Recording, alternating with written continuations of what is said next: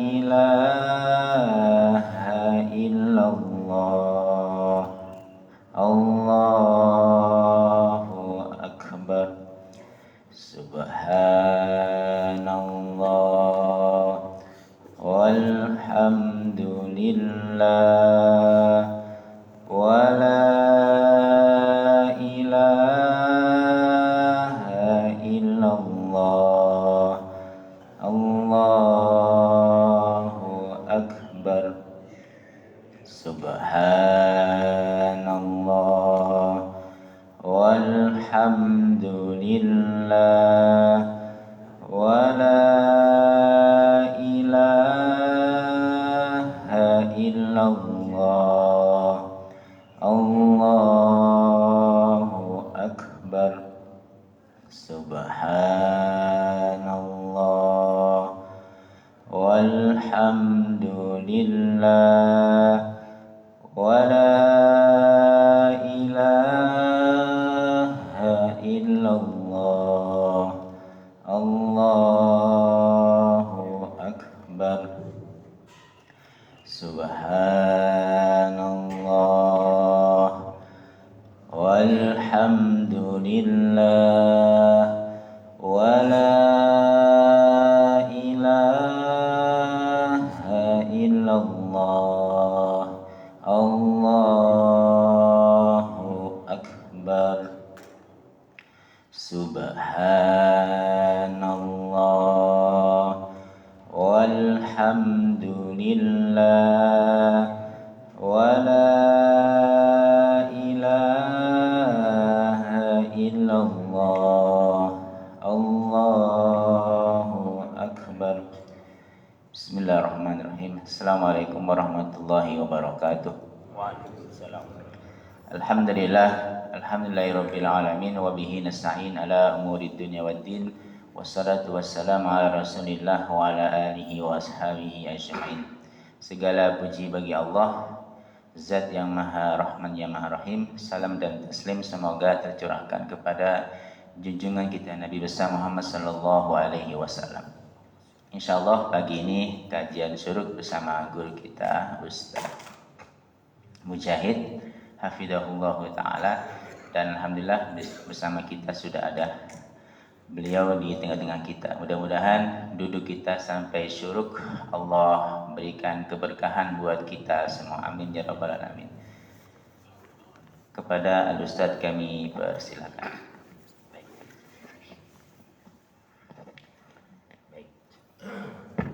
Bismillahirrahmanirrahim.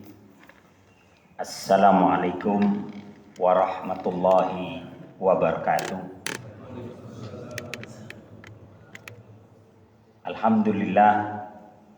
Alhamdulillahilladzi arsala rasulahu bil huda wa dinil haqq liyudhhirahu 'alad dini kullihi wa kafa billahi syahida. Asyhadu an la ilaha illallah wahdahu la syarikalah wa asyhadu anna Muhammadan abduhu wa rasuluhu la nabiyya ba'da. Allahumma salli wa sallim ala nabiyyina Muhammad wa ala alihi wa sahbihi ajma'in, amma ba'du. Bapak-bapak dan ibu-ibu yang dirahmati Allah Subhanahu wa taala, alhamdulillah pagi hari ini kita mengawali kehidupan kita dengan beribadah, bermunajat kepada Allah Subhanahu wa taala, dilanjutkan dengan mendengarkan tausiah sampai waktu syuruk tiba. Mudah-mudahan duduk dan hadirnya kita di tempat yang mulia ini senantiasa menjadi pemberat timbangan amal baik kita nanti yaumul qiyamah. Amin ya rabbal alamin. Salawat dan salam senantiasa tercurah kepada Nabi Allah Muhammad sallallahu alaihi wasallam, kepada keluarga, para sahabat dan para pengikut beliau sampai akhir zaman nanti. Bapak-bapak yang dirahmati Allah Subhanahu wa taala, pada beberapa pertemuan yang lalu kita sudah pernah membahas tentang seorang sahabat yang bernama Tamim Ad-Dari, di mana Rasulullah sendiri menyatakan bahwa Tamim Ad-Dari pernah bertemu dengan Dajjal di sebuah pulau di tengah-tengah lautan. Itu sudah kita bahas. Nah, pada kesempatan kali ini kita akan membahas tentang Al-Masih, Dajjal, dan fenomena akhir zaman. Ada 5 perkara yang nanti akan hadir di akhir zaman. Jadi ada 5 perkara yang nanti 5 perkara ini akan hadir di akhir zaman. Apa saja itu? Yang pertama, hadirnya Al-Imam Mahdi. Ya, ini sudah kita bahas. Imam Mahdi itu adalah keturunan dari Rasulullah SAW. Kalau dalam versi Ahlus Sunnah wal Jamaah, bapaknya dari jalur Hasan dan ibunya dari jalur Husain. Tapi kalau versi orang Syiah, bapaknya dari jalur Husain, ibunya dari jalur Hasan. Hanya dibolak-balik aja. Ya. Kemudian hadirnya Al-Masih Isa ibnu Maryam. Ya, dan ini sudah kita bahas tentang Al-Masih Isa ibnu Maryam. Kemudian yang ketiga adalah munculnya Al-Masih Dajjal. Ya, Al-Masih Dajjal. Sama-sama disebut Al-Masih. Kalau dipertemukan dengan nama Isa, maka Al-Masih itu artinya yang diberkahi atau yang diberkati. Kalau dipertemukan dengan Dajjal, maka Al-Masih itu artinya pendusta atau penipu. Ya, maka Al-Masih itu diberikan kepada 2 orang. Tapi kalau di Indonesia Al-Masih ada juga, Pak, dan ditunggu-tunggu kedatangannya. Harun Al-Masihu, ya. Itu masih ditunggu-tunggu itu, ya. Kalau dia muncul bisa kiamat juga, ya. Jadi Al-Masih Isa ibnu Maryam dan munculnya Al-Masih Dajjal. Kemudian munculnya dabah, binatang yang bisa berbicara. Kemudian munculnya Ya'juj dan Ma'juj, 2 bangsa perusak, ya. Nah, yang kita bahas ini yang ketiga, munculnya Al-Masih Dajjal. Al-Quran tidak menyebut secara langsung tentang Dajjal, ya. Tidak disebutkan langsung tentang Dajjal. Tapi kalau tentang Ad-Dabba, yakni binatang yang bisa berbicara, itu disebutkan dalam Al-Quran. Kemudian kalau tentang Ya'juj dan Ma'juj itu disebutkan. Tapi Dajjal tidak disebutkan sama sekali, ya. Hanya isyarat saja, ya. Karena tentang Dajjal ini banyak disebutkan dalam hadis-hadis Rasulullah Sallallahu Alaihi Wasallam. Hanya saja beberapa ulama mengisyaratkan bahwa tentang Dajjal itu disebutkan dalam Al-An'am ayat 158. Ya, Al-An'am 158. Allah menyatakan, yauma ya'ti ba'du ayati rabbika la yanfa'u nafsan imanuha lam takun amanat min qablu au kasabat fi imaniha khairan. Allah menyatakan dalam Al-An'am 158, ingatlah pada hari datangnya sebagian tanda-tanda dari Tuhanmu di mana tidak berguna lagi iman seseorang yang belum beriman sebelum itu, ya. Atau belum berusaha berbuat kebajikan dengan imannya itu. Jadi nanti ada masa-masa di mana iman kita itu tidak bermanfaat lagi, ya, ketika kita sebelumnya belum beriman. Walaupun ayat ini sebenarnya lebih diisyaratkan kepada terbitnya matahari dari barat. Karena ketika matahari terbit dari barat, orang yang bersyahadat pun ketika itu udah nggak diterima lagi, ya. Dan pintu taubat sudah tertutup. Walaupun di sini ada kata-kata ayati rabbika, tanda-tanda dari Tuhan. Ya, tanda-tanda dari Allah itu banyak nanti. Ada dukhan, ada binatang yang muncul dari dari bumi, kemudian munculnya Imam Mahdi, Nabi Isa dan sebagainya. Nah, ketika munculnya Dajjal, maka itu juga ujian keimanan yang berat. Karena ketika Dajjal itu muncul, dia akan memberikan dua pilihan kepada kita. Beriman kepada Dajjal atau beriman kepada Allah. Kalau beriman kepada Dajjal ya dikasih kehidupan yang enak. Tapi kalau beriman kepada Allah, maka kita akan digergaji hidup-hidup. Dibelah tubuh kita menjadi dua. Resikonya di situ. Ya. Makanya kata Nabi, kalau engkau mendengar Dajjal di barat, maka larilah ke timur. Kalau engkau mendengar Dajjal di timur, larilah ke barat. Gak usah sok-sokan sok melawan Dajjal. Ya. Kata Nabi, berapa banyak nanti orang-orang yang alim, orang-orang yang merasa pinter, dia berusaha berdebat dengan Dajjal. Justru dia kemudian menjadi antek-anteknya Dajjal. Jadi lebih baik menjauh. Bahkan kata Nabi, jikalau kau mendengar Dajjal di barat, bawa lari perempuan-perempuan kalian ke arah timur. Ya. Masukkan mereka ke dalam rumah kalian, kunci rumah-rumah kalian. Kalau perlu ikat wanita-wanita kalian di tiang-tiang rumah kalian. Kenapa? Karena yang paling banyak mengikuti Dajjal nanti adalah para wanita. Karena Dajjal itu oleh Allah dikasih kemampuan untuk seperti sihir gitu Pak ya. Bisa mendatangkan gunung roti dari tangannya. Kemudian kalau dia datang ke suatu kaum, dia bisa bilang turun hujan, maka turun hujan. Kalau dia bilang kekeringan, maka kekeringan. Ya. Dan dia diikuti oleh 70.000 Yahudi dengan menggunakan penutup kepala secara khusus.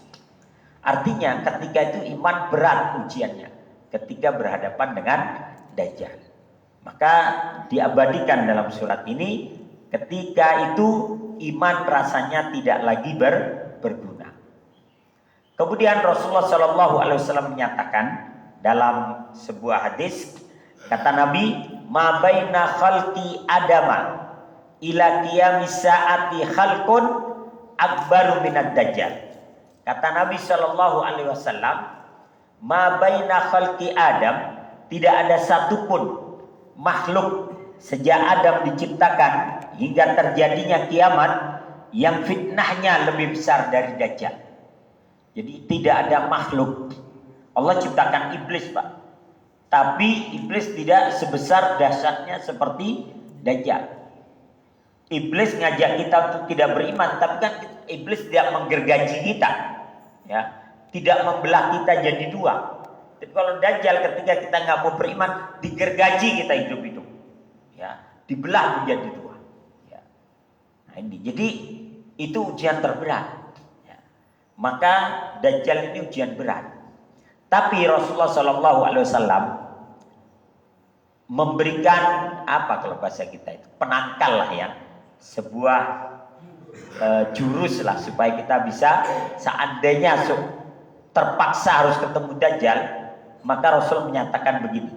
An Abi Darda, anna Nabiyya sallallahu alaihi wasallam qala man hafidha asyra ayatin min awwali suratil kahfi usima minad dajjal aw fi riwayatin min akhiril kahfi. Kata Nabi sallallahu alaihi wasallam, barang siapa yang menghafal 10 ayat di awal surat Al-Kahfi, maka ia akan terjaga dari fitnah Dajjal. Makanya kita dianjurkan untuk menghafalkan surat Al-Kahfi minimal ayat 1 sampai ayat 10.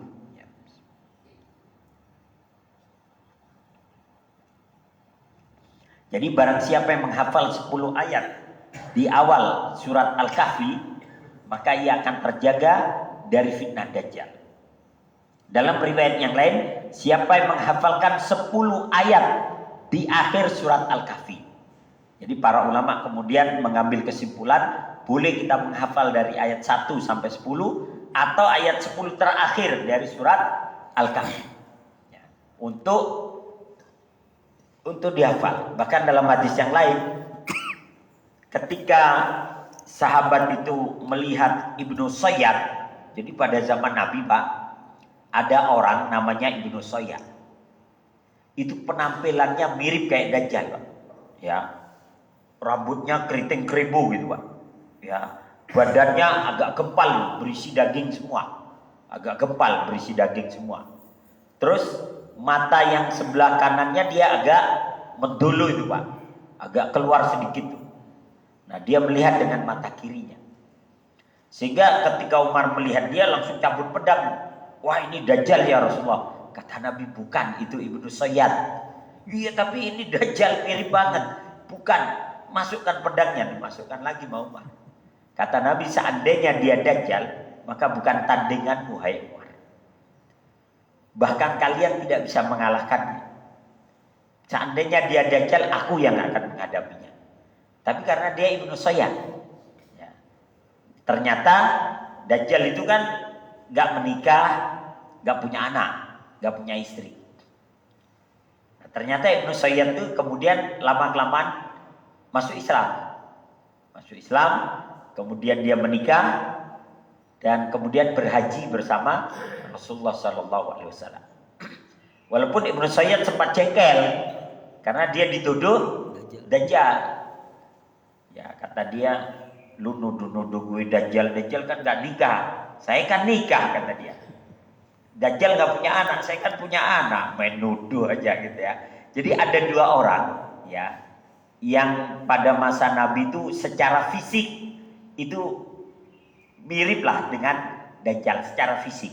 Yang pertama Ibnu Sayyad, yang kedua Ibnu Qattan, ya, Ibnu Qattan.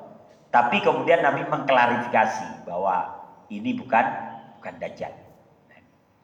Kemudian siapakah Dajjal itu? Siapakah Al-Masih Dajjal?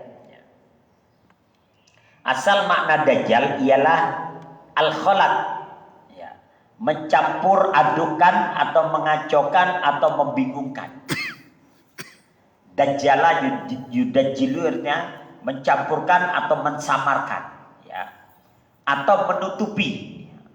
Seseorang dikatakan berbuat Dajjal bila dia menyamarkan atau memanipulasi. Lafaz ini termasuk bentuk mubalaghah yang menunjukkan makna sangat, yakni sangat menipu, sangat memanipulasi. Ya. Jadi Dajjal adalah manipulator atau pembohong yang luar biasa. Ya. Jadi memanipulasi. Makanya kata Nabi, Dajjal itu akan membawa surga dan neraka. Dia membawa air dan api. Apa yang kau lihat air, sesungguhnya dia neraka. Dan apa yang kau lihat api, sesungguhnya dia surga. Jadi dia memberikan kamuflase, memberikan sesuatu yang tidak sebenarnya. Itu Dajjal. Dalam buku Misteri Dajjal karya Wiyanto Suud, alumnus Ponpes Modern Darussalam Gontor, diuraikan bahwa dinamakan Dajjal karena ia menutup kebenaran dengan kebatilan. Jadi yang benar ditutup oleh kebatilan. Yang benar ditutup oleh kebohongan. Dan itu di era kita sekarang. Di era di mana kita berita-berita itu kita nggak tahu mana yang benar, mana yang salah. Mana yang settingan, mana yang dagelan, mana yang konten saja, Pak. Hari ini kita nggak tahu. Ya. Ada orang buat konten dikira benar. Ya. Ada orang bikin settingan dikira benar. Kita tidak pernah tahu hari ini. Kenapa? Karena media sosial itu yang tadinya diciptakan untuk menyebarkan kebaikan, hari ini justru digunakan untuk menyebarkan kebohongan. Ya. Makanya kita jangan langsung percaya kalau ada di grup WA, ada berita ini, jangan langsung percaya. Ada video ini, jangan langsung percaya. Video itu bisa diedit, Pak. Mukanya siapa, badannya siapa, ngomongnya apa, terjemahannya apa. Kadang kan suka beda itu antara bahasa ini, terjemahannya ini. Ya. Jadi kebenaran ditutup dengan kebatilan. Atau Dajjal itu menutupi kekafirannya terhadap orang lain dengan kebohongan, kepalsuan, dan penipuan. Ada juga yang mengatakan karena Dajjal itu menutupi bumi dengan kelompok atau pengikut-pengikutnya. Ya, makanya Dajjal itu kata Nabi, dia akan diikuti oleh 70.000 orang-orang Yahudi. Dan sebelum munculnya Dajjal akan muncul simbol-simbol yang mengarah pada penantian Dajjal. Dan simbol-simbol itu adalah simbol-simbol mata satu. Ya. Dari mulai film kartun sampai film layar lebar sampai hiburan penyanyi dan sebagainya, itu simbol-simbol mata satu sering ditampakkan. Kenapa Dajjal itu disebut mata satu walaupun matanya dua? Karena salah satu matanya buta. Yang buta itu di sebelah kanan. Yang buta itu menonjol seperti anggur. Dan yang sebelah kirinya, Dajjal itu melihat dengan mata kirinya, tapi yang kiri itu pun dia ketutup sama kelopak mata yang atas ini yang gelabreh ke bawah. Opo gelabreh, Pak ya? Pokoknya begitu ya. Jadi yang bagian atas itu dia meleleh ke bawah gitu, Pak. Kata Nabi seperti dahak yang diludahkan di mata. Hak tuh gitu meleleh begitu. Nah, jadi mata kirinya pun dia walaupun dia melihat dengan mata kirinya, sebagiannya tertutup juga dengan kelopak mata yang meleleh ke bawah itu. Sehingga dia disebut sang mata satu karena yang satu buta, yang satu juga agak gak normal juga, maka dia disebut sang mata satu.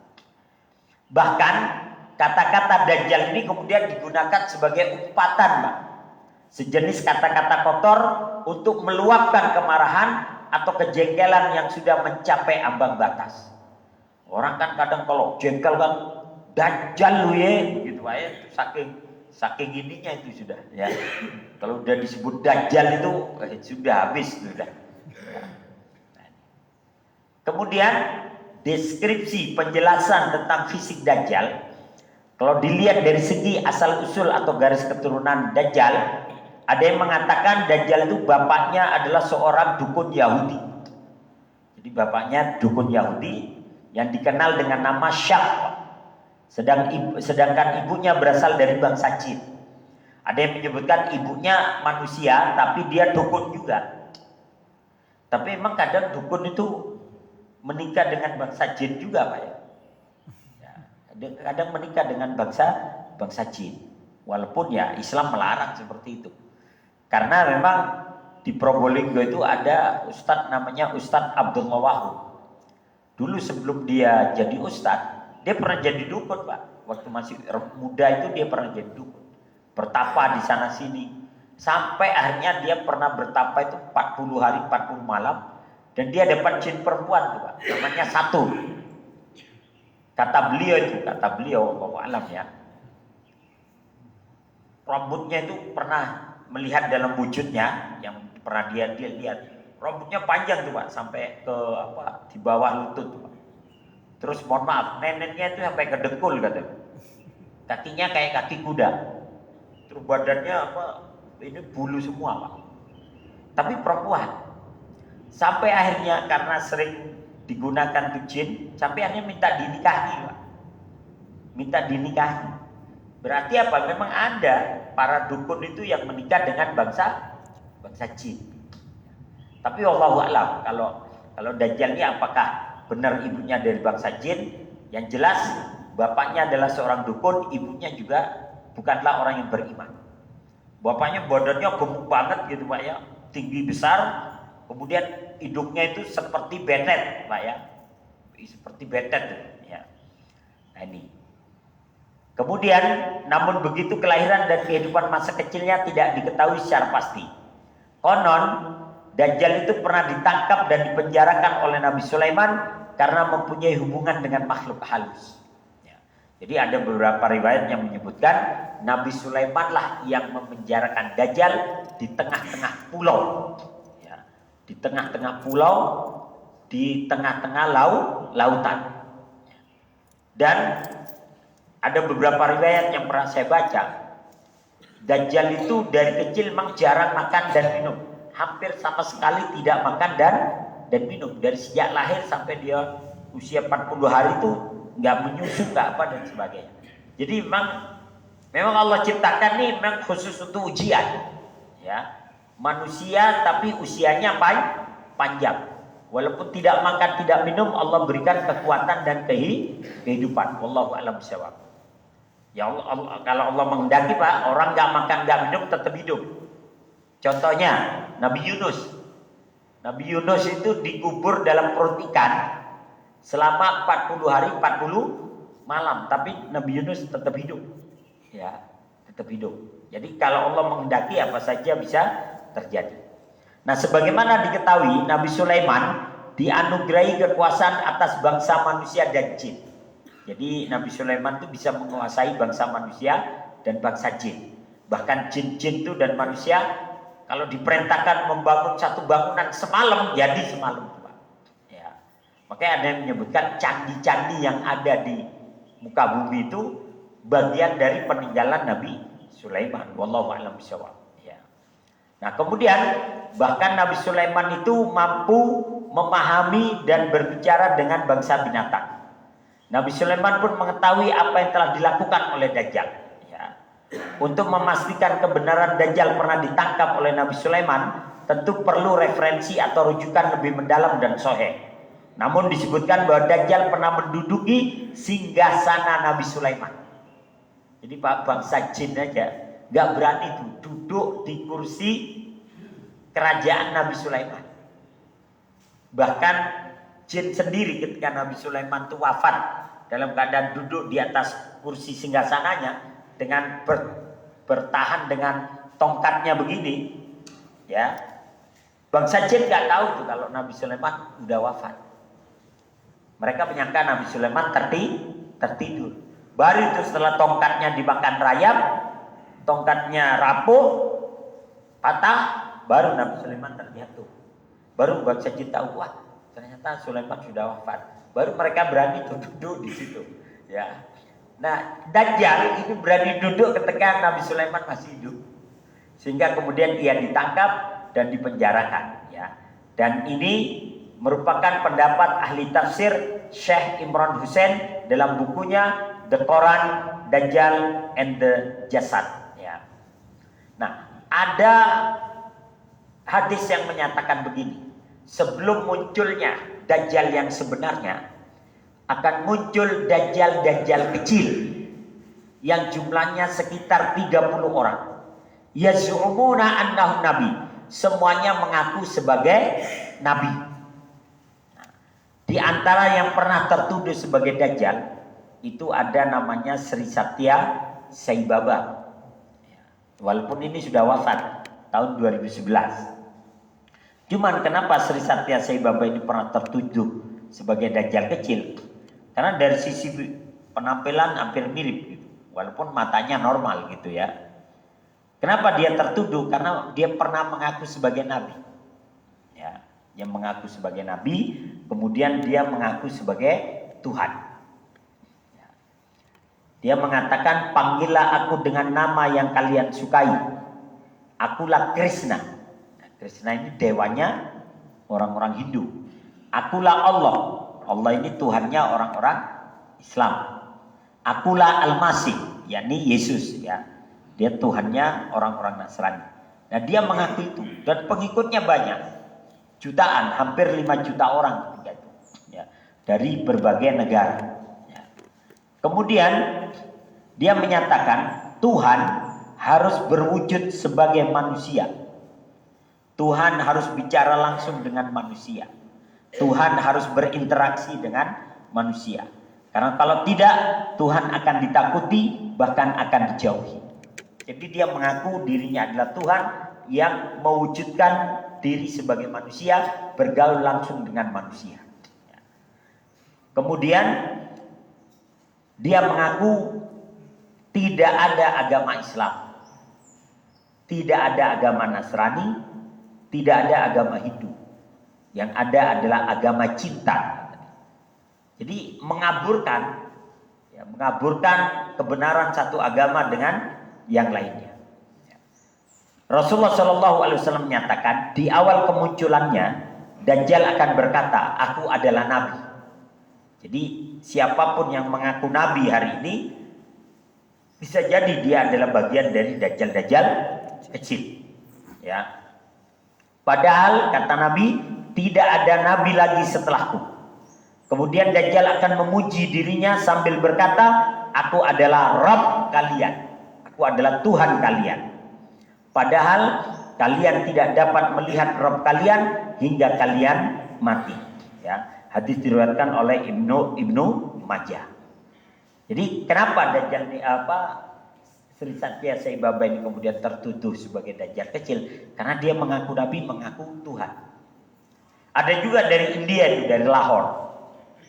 Dia mengaku Nabi, mengaku Tuhan juga. Namanya Ahmad Mirza Ghulam Ahmad. Namanya Mirza Ghulam Ahmad yang kemudian mendirikan organisasi Ahmadiyah. Dia punya kalender sendiri, dia ini sendiri. Ya. Bahkan Mirza Ghulam Ahmad itu dia mengaku sebagai Allah. Allah telah merasuk dalam jasadku, menyatu dalam urat-urat dan aliran darahku. Mengaku begitu dia. Sehingga pemahamannya adalah manunggaling kawula Gusti, menyatu dengan Tuhan. Nah ini. Di India itu ya. Kemudian Dajjal itu kata Nabi di tengah lautan dan dia dijaga oleh sesosok makhluk yang berbulu lebat. Sehingga tidak diketahui mana depannya, mana belakangnya. Mana wajahnya, mana punggungnya tidak ketahuan. Ya. Nah, maka di perairan Filipina, di perairan Rusia, dan di perairan Kalimantan Utara pernah ditemukan sesosok makhluk berbulu lebat, panjangnya sampai 6 meter, ada juga yang menyebutkan panjangnya sampai 13 meter, lebarnya 3 meter. Ya. Sehingga ada sebagian orang yang menemukan, orang Islam yang menemukan menyatakan jangan-jangan ini jasoso ini. Jasoso itu makhluk yang ditugaskan untuk menjaga pulau, di mana di pulau itu ada Dajjal. Tapi setelah menurut penelitian, ternyata itu adalah makhluk, ada yang menyatakan bangkai paus yang sudah melewati masa akhir dari penguraiannya. Wallahu a'lam bishawab.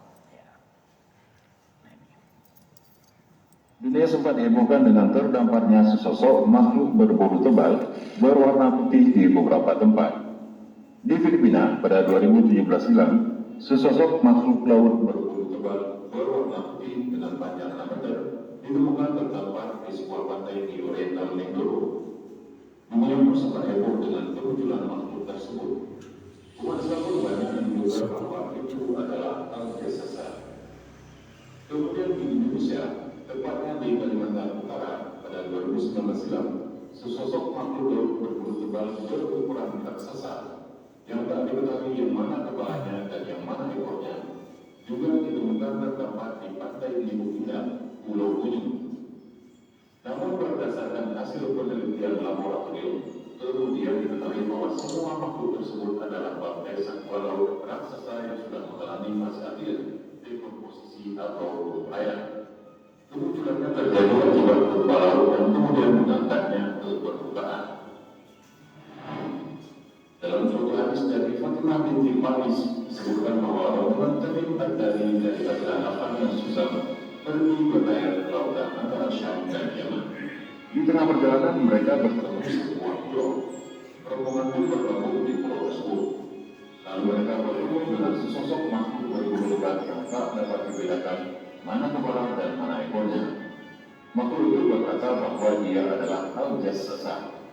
Dia pun menunjukkan sebuah biara di mana Dajjal dikurung di dalamnya.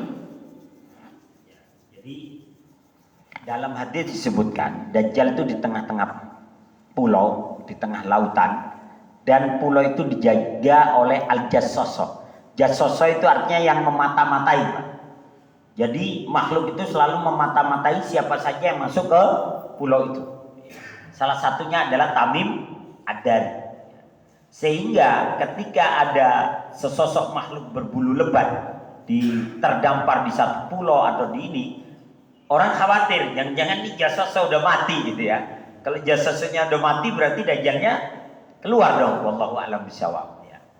Nah, nih. Kemudian ada subhat. Subhat itu sesuatu yang nggak jelas, yang nanti akan ditampilkan oleh Dajjal. Dia akan memunculkan gunung roti dari tangannya, kemudian dia akan munculkan sesuatu yang tidak bisa dilakukan oleh banyak orang. Nah, di sini ada beberapa subhat yang dilakukan oleh Saibaba. Dia bisa mengeluarkan tepung dari tangannya, Pak. Kemudian tepung itu nanti akan dicampur dengan tepung lain dan dibikin roti oleh pengikutnya. Ya, dia bisa mendatangkan kalung dari tangannya. Tapi kalau menurut pesulap merah ini trik ya, trik yang bisa dipelajari lah ya. Nah, ini. Tapi karena Sri Satya Sai Baba itu sering melakukan itu, sehingga pada percaya, Pak. Wah, dia ini Tuhan nih, gitu ya.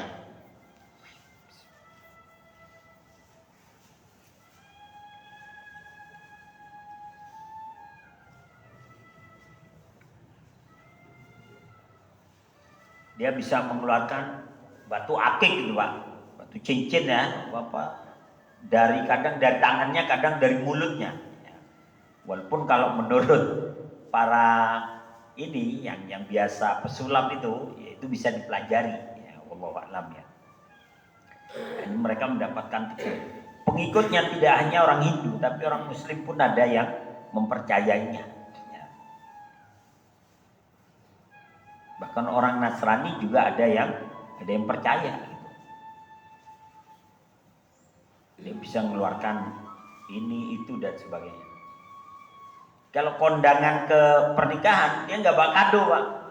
Cuman muterin tangannya aja udah keluar kalung, katanya kalung emas. Ya, wallahu a'lam bishawab.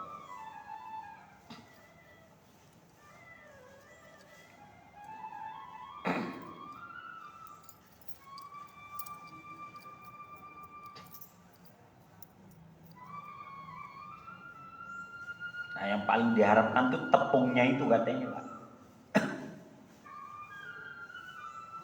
Nah, tepungnya itu kadang langsung dijilat gitu ya, atau kalau enggak dicampur dengan tepung lain untuk dibikin roti. Wallahu a'lam bishawab. Tapi ternyata April 2011 dia meninggal dunia. Tapi kalau menurut pengikutnya enggak meninggal ya, dia reinkarnasi ya, pindah ke tubuh lain katanya gitu ya. Wallahu a'lam bishawab. Nah, kemudian ciri-ciri fisik Dajjal. Ya.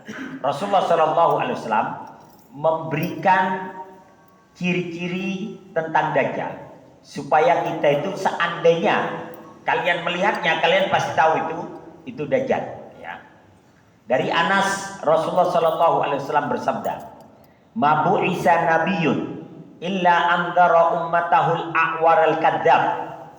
Ala innahu a'war wa inna rabbakum laisa bi'aqwar wa inna baina ainaihi maktubun kafirun." Ya. Kata Nabi SAW, tidaklah seorang nabi pun diutus selain telah memperingatkan kaumnya terhadap yang buta sebelah dan pendusta. Ya. Al-a'war itu artinya buta sebelah. Ya. Sudah buta sebelah, pendusta lagi. Maka tidak ada seorang nabi diutus kecuali dia mengingatkan umatnya terhadap Dajjal. Nabi menyebutnya al-a'warul kadzab, buta sebelah dan pendusta. Ketahuilah bahwa Dajjal itu buta sebelah, kata Nabi. Sedangkan Tuhan kalian tidak buta sebelah. Tertulis di antara kedua matanya ini, ya, tulisan kafir. Ya, jadi tulisan kafir. Sehingga orang yang tahu huruf ataupun tidak tahu huruf, tahu dia ada tulisan kafir. Jadi Pak, orang yang ngerti bahasa Arab ataupun tidak, tetap tahu tuh, wah ini tulisannya kafir. Jadi bisa ditandai itu Dajjal itu bisa ditandai. Nah, kemudian Rasulullah SAW menyatakan, "Inni qad haddatstukum 'anid Dajjal hatta khasyitu an la ta'qilu. Innal masihad dajjal rajulun qasirun afhaju ja'dun a'waru matmus al-ain laisa binatihi wala jahra'a fa in ulbisa alaikum fa'lamu anna rabbakum laisa bi'awar." Kata Nabi, sesungguhnya aku telah menceritakan perihal Dajjal kepada kalian. hingga aku khawatir kalian tidak lagi mampu memahaminya. Sesungguhnya Al-Masih Dajjal adalah seorang laki-laki yang pendek. Ya. Dalam hadis ini Nabi menyebutnya pendek. Tapi dalam hadis Tamim Ad-Dari, dia lebih tinggi dari manusia rata-rata. Tapi karena mungkin badannya gempal gemuk begitu, sehingga walaupun dia tinggi kelihatan pendek. Ya. Karena begini Pak, ada orang tinggi, kurus kelihatan tingginya. Tapi kalau ada orang tinggi tapi badannya terlalu gede, sehingga dia kadang kelihatan pendek gitu. Ya, kayak film-film Avenger tuh Pak ya. Hulk itu, ya. Hulk itu kan kalau dibandingnya lain dia tinggi, tapi kalau dia sendiri kelihatan kayaknya pendek, ya. Nah, seperti itu wallahu a'lam bishawab.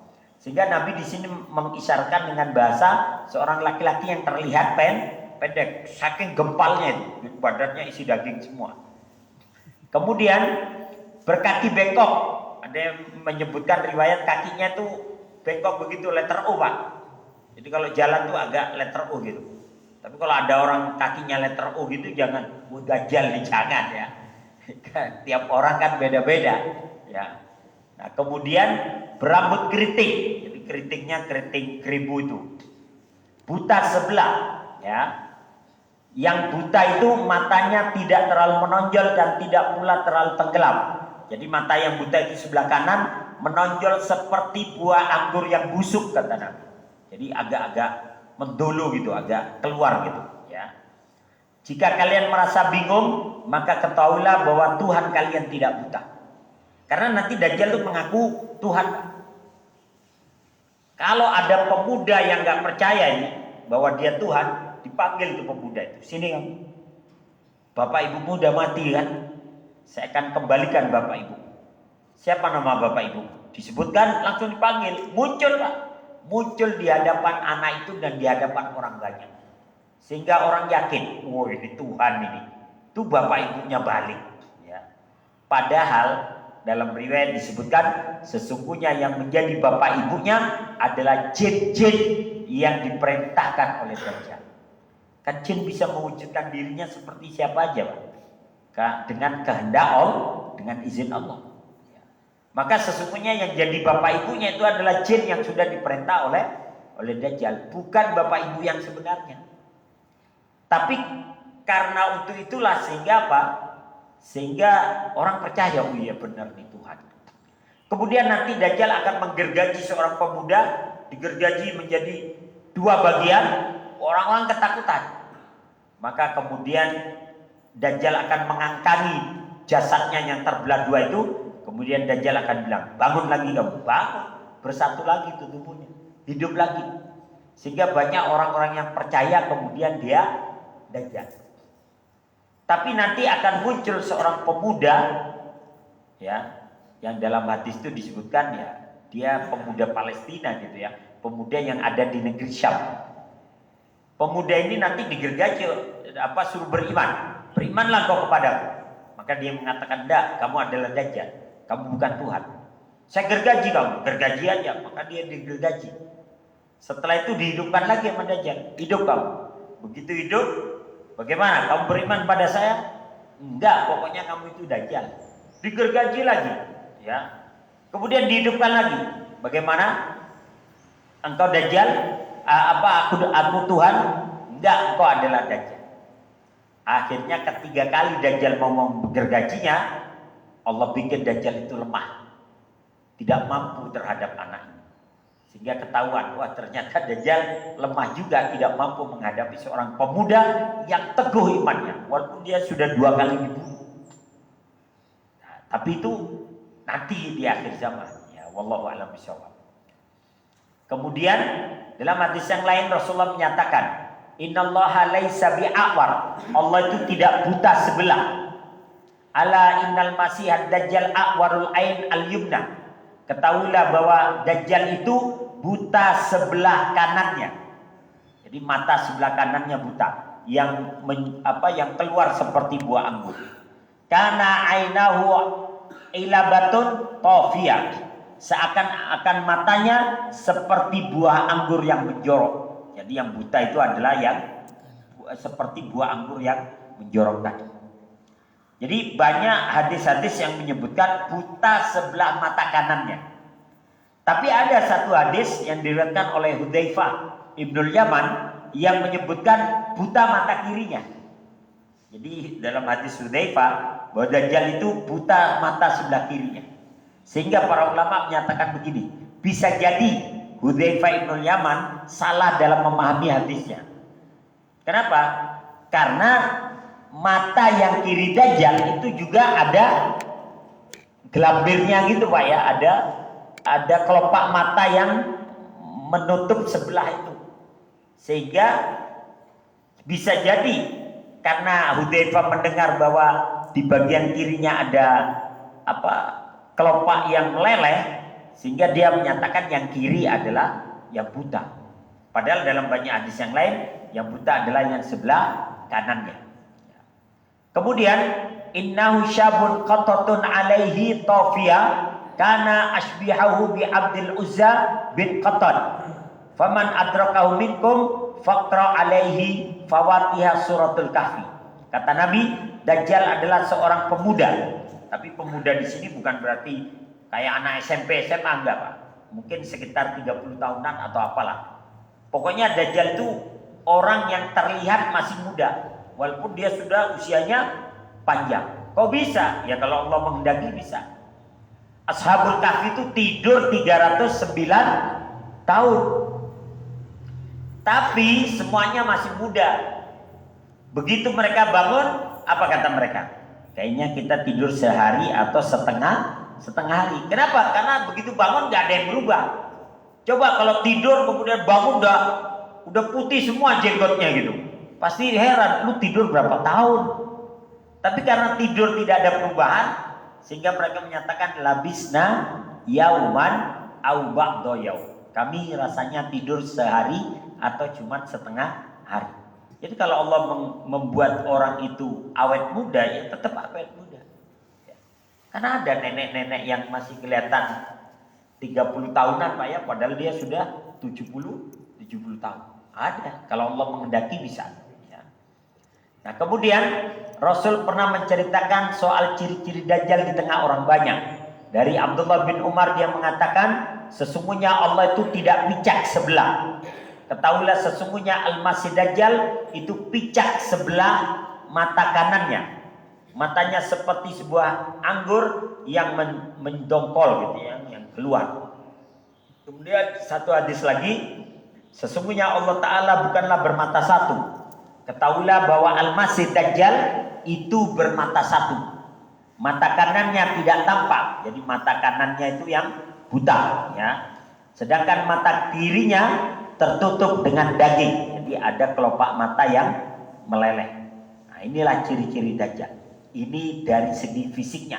Nanti kita akan bahas ada di mana itu Dajjal, kemudian apa yang akan dilakukan, berapa lama dia akan mengelilingi dunia, kemudian pemahaman orang-orang tentang Dajjal. Ada orang yang memahami Dajjal itu sosok orangnya ada, tapi ada yang mengatakan enggak, itu cuma simbol aja. Orangnya enggak ada, tapi simbolnya ada. Tapi ada yang memahami orang dan simbolnya juga. Mana nanti yang harus kita pilih? Nah, nanti kita lanjutkan pada pertemuan yang akan datang insyaallah. Itu aja yang dapat saya sampaikan. Saya kembalikan kepada MC. Assalamualaikum warahmatullahi wabarakatuh. Assalamualaikum warahmatullahi wabarakatuh. Alhamdulillah wa syukurillah.